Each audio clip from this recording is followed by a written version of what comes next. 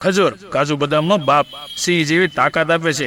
પ્રાચીન ભારતમાં રાજાઓ અને સમ્રાટોના ખાણીપીણીનું ધોરણ ઘણું ઊંચું હતું. તેમાં વિવિધ પ્રકારના ડ્રાયફ્રૂટ્સ અને નટ્સનો સમાવેશ થતો.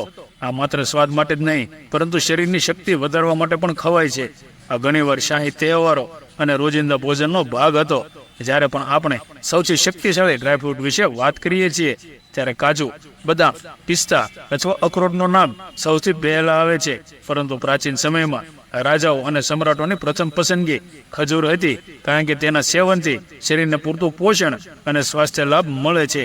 આ સિવાય ખજૂરનું સાંસ્કૃતિક મહત્વ છે અને તેનો ઉપયોગ ઘણી વાનગીઓ બનાવવામાં થાય છે. ખજૂર ખાવાથી રાજાઓને આરોગ્ય, શક્તિ અને સારી જીવનશૈલી મળી, તેથી તે તેમના આહારનો એક મહત્વપૂર્ણ ભાગ હતો. ચાલો જાણીએ ખજૂર ખાવાથી તમારા સ્વાસ્થ્યને શું ફાયદો થાય છે. ઉર્જા અને વિટામિન્સનો ભંડાર. ક્લેવલેન્ડ ક્લિનિકના અહેવાલ મુજબ ખજૂરમાં ખાંડ હોય છે, જે ત્વરિત ઉર્જા આપે છે.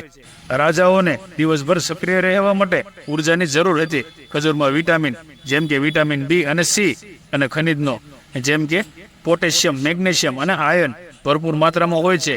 આ સ્વાસ્થ્ય માટે સારા છે. પેટ માટે સારું. ખજૂરમાં ફાઇબર હોય છે, જે પેટને સ્વસ્થ રાખે છે. ખજૂરમાં પોટેશિયમ હોય છે, જે હૃદયને સ્વસ્થ રાખે છે અને બ્લડ પ્રેશરને નિયંત્રિત કરે છે. ખજૂરમાં એન્ટીઓક્સિડન્ટ હોય છે, જે શરીરને રોગોથી બચાવે છે. હાડકાં માટે પણ સારું. ખજૂરમાં કેલ્શિયમ અને મેગ્નેશિયમ હોય છે, જે હાડકાને મજબૂત બનાવે છે. ખજૂરમાં એન્ટીઓક્સિડન્ટ હોય છે, જે ત્વચાને સ્વસ્થ રાખે છે અને વૃદ્ધત્વના સંકેતોને ઘટાડે છે. શરીરમાં લોહી ઉત્પન્ન કરે છે. ખજૂરમાં આયર્ન, વિટામિન બી કોમ્પ્લેક્સ અને અન્ય પોષક તત્વો હોય છે, જે શરીરને અનેક રીતે ફાયદો કરે છે.